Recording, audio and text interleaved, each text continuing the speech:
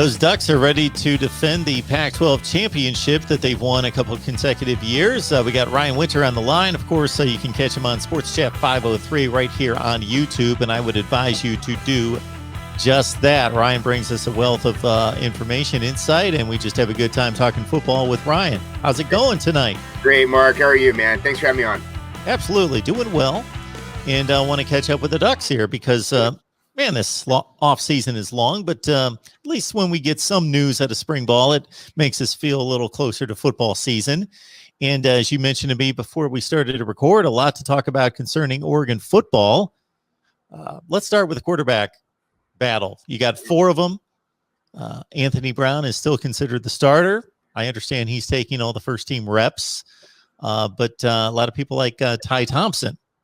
Yeah, big time. And then there's two guys right in front of him, Robbie Ashford, who's also playing baseball for the Ducks right now. Baseball team's doing really well. He's starting center fielder about half the time. Great athlete there. He's from Alabama. And then Jay Butterfield is the other one whose dad was a former NFL player, quarterback, who's from California. And so, yeah, everybody loves what the freshman's doing. And he had a great career, obviously, in Arizona, Ty Thompson. And so everybody wants, eyes are on him, but I think there's two guys in front of him that have a legitimate stake in playing time. If Anthony Brown falters in any way, shape, or form, but I do think it's his job to lose. Yeah. Anthony Brown has considerable experience both at Oregon, but most of his time at Boston College. In terms of the three guys that we haven't seen much from at all, based on what you've heard and maybe what you've seen, what are their style comparisons? Yeah. So I love to talk about, everybody likes to compare these guys to like the greatest players. Like everybody thinks like they're comparing them to like, elite players in the NFL or Hall of Fame type players. Right. So it's easy to say, oh yeah, because the kid plays baseball, he reminds me a little of Kyler Murray, or he reminds me, or Patrick Mahomes. But that's who I would definitely make the connection with Robbie Ashford. I mean, he's definitely a guy who's a baseball player, who's also a quarterback. He's a quarterback who's also a baseball player. I don't know which one might be better suited for him going forward, but he can make all the plays. He looked really, really good when up against good competition when he was in high school. Polynesian Bowl, for example, he's really shined. But Jay Butterfield is just your classic prototype West Coast quarterback. He's the tallest of the bunch. He stands out compared to the rest of them. He's got a good frame, just throws a beautiful ball, just airs the thing out and looks the part. Now, most of those guys have the ability to run as well, but oftentimes they're pinned more as a drop back pocket passer. And then I think Ty Thompson does everything. I think he has the whole package. So, obviously people have made connections to other guys in the past, and I think it's a little absurd sometimes to say that this high school senior is going to become the next Marcus Mariota at Oregon, one of the greatest quarterbacks in Oregon and in college history. The numbers he put up was just insane. And I do think this offense is a little different. I think also there's some people who are kind of stuck in this mindset that Oregon is still this very explosive offense. I don't think that's the case right now. I think Oregon has definitely leaned more on its defense, has leaned more on its running game. Offensive line, they're willing to punt and play field position when that was not the case with Chip Kelly at all, really. So I do think that you've got some quarterbacks that can do a lot of different things, but we're not looking for the prototype running quarterback like they were for a while. Anthony Brown, I think, is a unique player just because, like you said, the experience. He's not going to throw the ball away. He's not going to make the wrong play. He's not going to try to force it. He's going to be a game manager, and sometimes you're going to need a game manager to win. Ryan, I'm going to latch on to what you just said concerning the offensive style. Do you think that this program has gone that route with the offense because of Mario Cristobal's preferences, or because they're adapting to the personnel and doing what they need to do and playing to their strengths on the defensive side, and with the offensive line being as good as it's been? I think there's kind of two ways to look at it if you want to go down that road. First and foremost, let's think about Chip Kelly, what he was doing. It feels like he was doing the Princeton offense for basketball. He couldn't compete with these high-end schools in the trenches. So what are you going to do? Go fast, go lean, run away from them. Do the opposite. Okay, when everybody zigs, you zag, right? And that's really what they were doing. Well, Mario Cristobal comes in with an idea of, well, to be good, you need to be solid in the trenches. You need to be really strong defensively. Well, both of those things were not really the skill set of Chip Kelly's teams. Chip Kelly was basically saying, I'm going to get all the freak guys I can on offense. We're going to run as many plays as we can, and hopefully we're going to tire their defense out and try to score as many points as we can, outscore people. Well, when they couldn't outscore people is when they got in trouble, when they ran up against really solid teams with good defensive lines like Auburn, like Ohio State, some of the elite teams, they got in trouble. So Mario Cristobal has said, we're not going to get in trouble in the trenches anymore. We're going to build a program from the starting line out. And they have. They've got great offensive linemen. I think they will continue to have great offensive linemen come through this program as long as Cristobal is in charge. But I do think that has slowed down their mental philosophy when it comes to offense. They do want to be balanced. They want to throw the ball and run the ball. But the way that they run the zone read is completely different than what Chip was doing. I also tend to think that what Chip did revolutionized the sport, and a tremendous amount of schools started doing it. And so what we were doing then in 2009, 2010 was unique. Now the rest of the country is doing something similar to that. So I do think that Cristobal's now saying, okay, let's play this Stanford type of role. Let's get big offensive linemen. Let's just try to roll people over with their offensive line and bully people around, which I think what they're trying to do, which then might set them apart in the Pac-12, but we still have to see how that feels when we line up against real quality teams like Ohio State this year. Got Ryan Winter on the line. You can catch him, of course, right here on YouTube on a Sports Chat 503. We've got a mask available for you there at voiceofcollegefootball.com. You get a free mask, Oregon or otherwise. We've got 35 teams available, so check out voiceofcollegefootball.com. Even if you don't want a mask, check us out on voiceofcollegefootball.com. We've posted the site about 6 weeks ago, and we're building it out. Would love to get your take and your feedback. All right. The running back situation would be in dire need if we were playing a game next week. 2 running backs. Fortunately, they're your top 2 running backs are in spring camp, but more reinforcements are coming in August. Yeah. And I do think that you're going to have to lean on a pretty deep room here. It has taken a hit with some injuries. A guy that we were really looking forward to is guy Sean Dollars. Sean got hurt. It looks like he's going to be back sometime during the season, maybe right at the beginning, kind of close to that, but he's not going to be right. Obviously, you want a guy like that to go through spring ball, to go through a good off-season conditioning and really go into fall camp at full speed. And that's not going to be the case for him. So that hurts because, again, I think people are more excited about him maybe than some other players. But it really helps having the top 2 running backs. You just said it. I mean, you're going to go into this year with possibly the best running back combo on the West Coast. I would say that these 2 running backs do a better job as a tandem than almost anybody else, which is important because they're not going to last. Once somebody's going to get hurt, obviously somebody's bound to have an injury at some point. But I do think that when you have an opportunity like this right now, where your 3rd running back gets hurt, now somebody's got to step up. Somebody's got to fill that void. We also had players leave. Cyrus Habibi-Likio, who was definitely the 3rd running back, who was the short yardage back. He went to the transfer portal and went to Boise State. So it's one of those deals where having CJ really changes the dynamic. This is a guy that I do think has next level potential. He's built like a running back who could go to the next level for sure. He's 5'10", 210.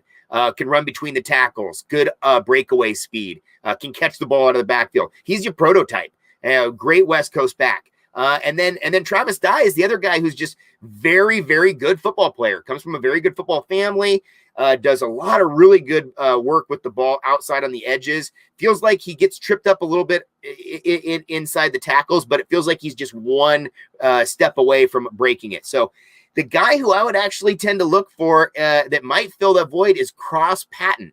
And Cross Patton's dad is Big Boy of the rap group Outkast, who is very famous, did Super Bowl, halftime show. But Cross Patton is a unique individual because he's done a lot of really good work on scout teams since he's been here.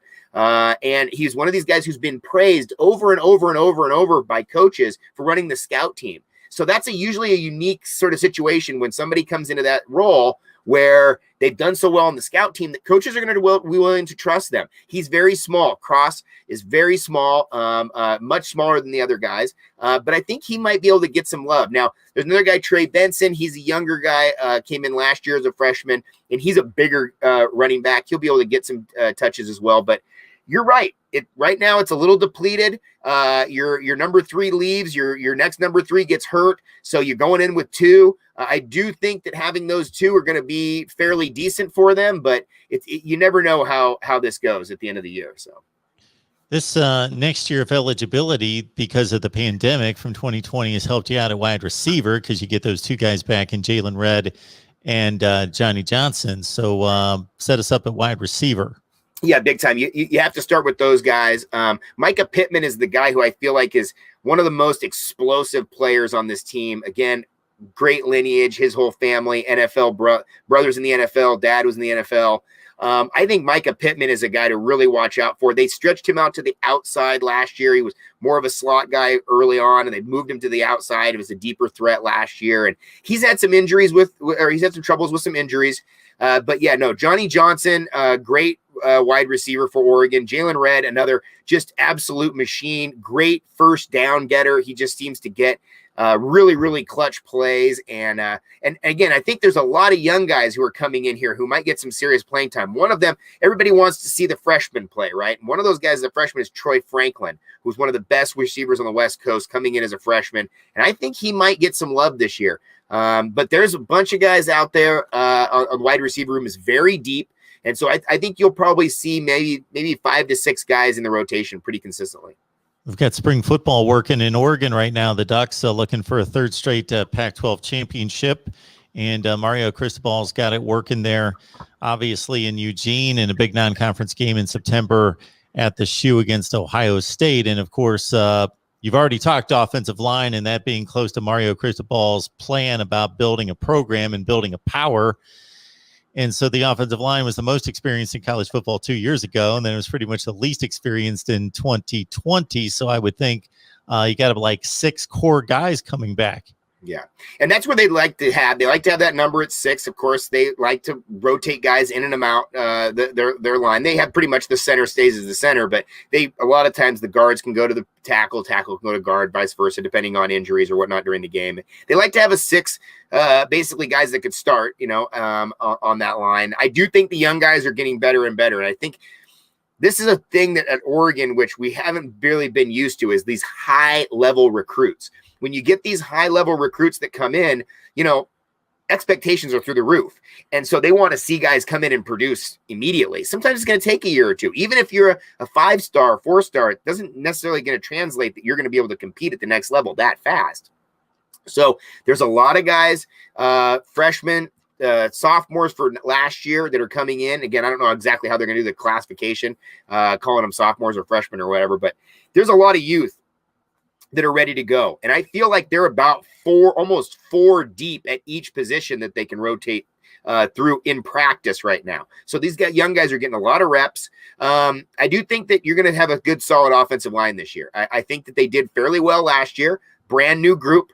And without their big anchor and Penne, but I think they're gonna really do well this year. And the guy in the middle, Alex Forsyth, he's the center, a local kid. He is a absolute stud, and I think he's one of these guys who's really going to set the tone for them going forward. We always enjoyed the conversation with Ryan Winter from Sports Chat 503 right here on YouTube. So check it out, Sports Chat 503, talking Ducks all the time. The defensive coaching staff, at least your defensive coordinators, new to 2021. So are there expected differences in scheme, approach, or pretty much going to stay with what it's been? Well, that's one of the things that's been very up and down during Mario Cristobal's tenure. He came in, basically took over one of the worst defenses in the country. Oregon, when it had the down year, when Helfrich got fired, one of the biggest reasons why is because the defense was just so porous. They could still score the ball somewhat decently. They just getting outscored in every game. When Cristobal took it over, it was just terrible. Top, worse than 100. I don't know what it was, 110th in the country or something. Ridiculous. Well, they trimmed it down. They got it back into respectable. Jim Levitt did a pretty good job, a couple years there. And bringing in Andy Avalos was a game changer for that first year. But last year was the year that they were thinking was going to be the best defense maybe ever. And a lot of those guys opted out to go to the NFL. I get it, or to skip that year. I get it. But the defense was not that great last year. There were some times when early in the year, the defense was putting the offense in some real trouble. Now, at the end of the year, they did fairly well, USC game and whatnot, but the defense had some issues last year. So losing Andy Avalos was a little bit of a maybe blessing in disguise. I really liked what he did there. I really liked his creativity, but bringing in a guy like Tim DeRuyter is really interesting because, one, that was one of the teams that beat the Ducks last year with Cal, and their defense has been a lot better. Justin Wilcox, a guy who has connections to Oregon, runs a good defense, has been a defensive coordinator in his past. And the other, they actually had a co-defensive coordinator at Cal. The other defensive coordinator, guy named Peter Sermon, was a former player at Oregon. So the Ducks, when we heard, oh, we might get a defensive coordinator from Cal, we immediately latched on to Peter Sermon thinking, great, Sermon will come back. This will be great. But bringing in DeRuyter is interesting. Guy has a military background, very strong. His interviews are great. He comes off very good in the interviews. I don't know if he's the same recruiter that the other guys on the team are, but I think he might be a better coach. And that's also another thing we're dealing with right now with the level of recruiting that's going on right now at Oregon. The question mark is, what are you going to do with these kids once they're there? How well are you going to develop these kids? It's one, to get the recruit. That's great. But two, you got to put the package together on the field, and you got to start having some good coaching. So we're trying to get both sides here. So I'm thinking that DeRuyter might be a better defensive coach than recruiter, but that's fine. There's plenty of good recruiters out there. But I do think that this is going to be a big year because this is the year for me that the defense still lines up as being better than the offense on paper. And the very best of the best. And the guy that people know nationally is, of course, Kayvon Thibodeau. Now, is it true that he could be playing a slightly different position? They're doing different things with him this year? Yeah. Well, across college football, if you've noticed, they have started to stretch these defensive linemen up a little bit more. They're walking them around more. They're doing more stunting. They're doing a little bit more, trying to confuse the offensive line a little bit. These guys are less hand in the ground a little bit. And that's what they're talking about with KT. They want to move him off the edge, move him into a little bit of a strong side backer, more of a linebacker than an upfront defensive end, even though he would still be rushing the quarterback, maybe do it from a different angle, just trying to utilize his strengths as best as possible.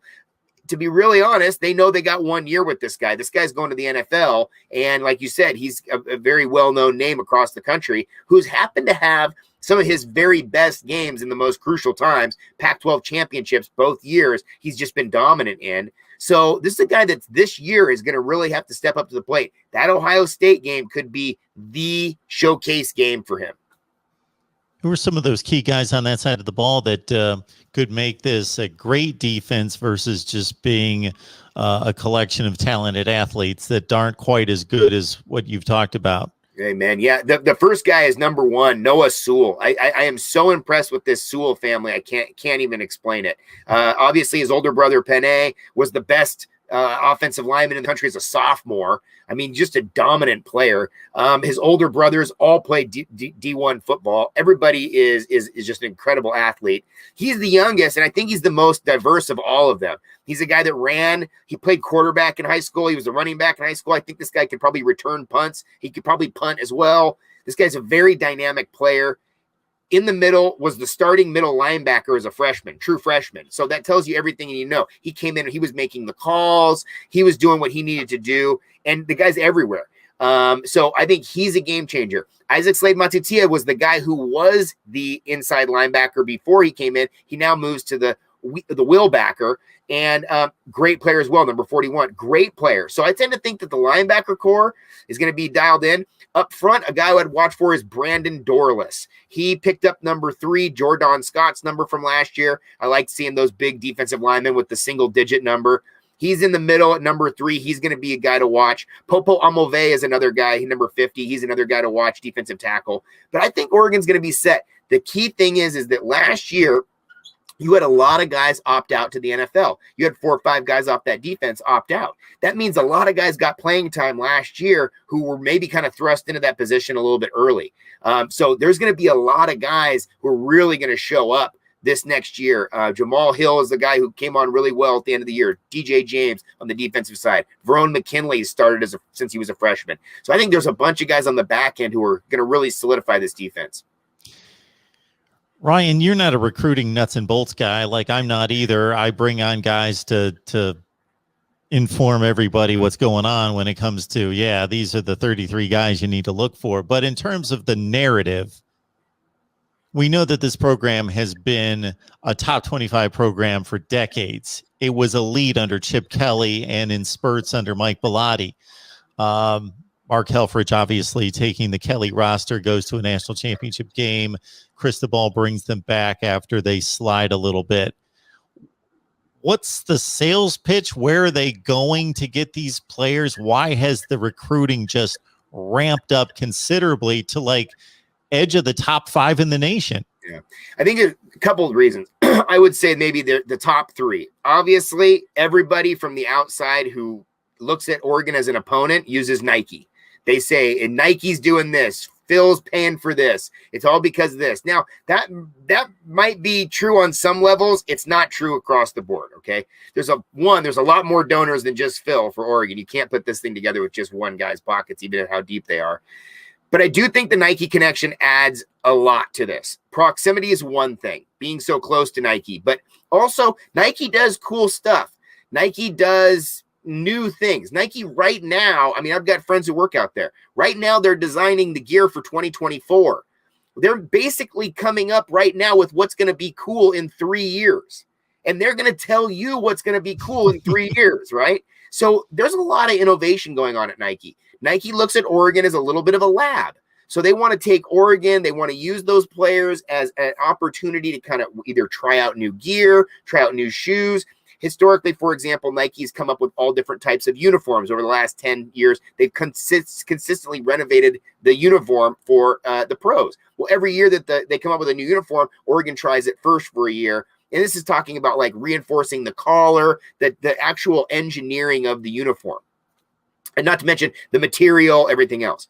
So one, I think Nike with that connection keeps Oregon cool. It keeps Oregon fresh because they're always doing new stuff. But I do think the second thing is you're talking about playing time. The number one thing if you're a recruit is, am I going to play or not? And I do think that if you're a coach and you're in these guys' living room, you're not going to tell these kids they're going to sit on the bench for 3 years, especially now with the transfer portal the way it is. If the kid's not getting playing time, they're out. So I think that having a culture where you have young players play and you have them get an opportunity early is one thing that's a big selling point. I think the other thing is, and Kayvon Thibodeau said this, he said he wanted to get out of Los Angeles. This is a guy who's a number 1 in the country athlete. He can pick wherever he wants to go. Now, wanted to stay on the West Coast, wanted to stay somewhat close, but didn't want to stay in Los Angeles. Okay? You can't blame him, right? So get a new experience, come to Oregon. Oregon is good, like you said, top 25, pretty consistently over the last couple decades. They're not going anywhere. Have been elite in the past. You've seen them in really heavy bowl games. You've seen them in the real good bowl games. Maybe not to see the success right, but maybe you, the recruit, could be the difference. So they're also kind of selling this idea of we're so close. We just need a couple more of you guys to help push us over the edge. So these guys get in their mind, hey, I can maybe do this. I can maybe make a difference here. I could be the guy that gets them over the hump and gets this national championship. Mario Cristobal is an absolute dog on the recruiting trail. We know this. This guy is an absolute dog. And all these guys underneath him are as well. They hit the recruiting trail hard, but they're getting a lot of results, better results than we've ever seen in our past. So now Duck fans are getting real anxious about, are these recruits going to pay off? It's great to celebrate Recruiting Day. Letter of Intent Day is one of our now favorite holidays to celebrate. But now is it going to pay off in September, October, November? Folks, Chip Kelly produced a nationally elite program that came a whisker away from winning a national championship in 2010 that went 33-3. This still astounds me. 33-3 over 4 seasons in the Pac-12, and he was doing it with recruiting classes in the 15 to 20 range. Mario Cristobal's bringing in classes on the fringe of the top 5 in the nation. So this is going to be fascinating to watch Oregon football over the next couple seasons. Ryan Winter, Sports Chat 503. Ryan, we always appreciate you jumping on. Always love the energy and the insight that you bring us, because we're geared up for Oregon football as well. Not to the extent that you are, but you know what I'm trying to accomplish here. Just love the football and love the take that you bring us. I am as well. I'm super excited, and I would love to. I watch a lot of your show, Voice of College Football. Got to support it, but I watch a lot. You have great Ohio State guys on, and I would love to in the future maybe try to get something where we kind of talk and preview that game a little bit, because I love what the Ohio State crew is doing. Again, to beat the best, you got to beat the best. Isn't that what Ric Flair said? Absolutely. So this is a great idea. I don't think that it's too early for people to get geeked up for that kind of game. So Totally maybe agree. we could do something fairly soon, and then we'll do it right before the game as well. Sure. Great idea. I totally agree, because the Ohio State fan base is jacked up. And if Oregon can come out, go to the shoe, and just be respectful, if they can come out and have that be a halftime that's close, third quarter that's close, maybe make it exciting in the fourth quarter, then we're on to something. I'm not trying to talk about trying to have, whatever the case may be. A win is a win is a win, right? But if we can go out there and show up for the conference, if the Ducks go out and win out at the Horseshoe, it's national news. So that's going to be a humongous game. If Ohio State wins, it's going to be expected. Vegas will make their money, everybody else. But if Oregon goes out there and wins a game that they might not be expected to win, it could be just absolute bedlam. Yes, you're the underdog and should be, and it's on the road. I get all that, but don't shortchange yourself. There's a lot of turnover of personnel in Columbus. And of course, they're just bringing in more 5 stars. But still, they got to play together and prove it. So it should be fascinating. Ryan, we appreciate it so much. You have a great rest of your week. Thank you so much, Mark. Appreciate you.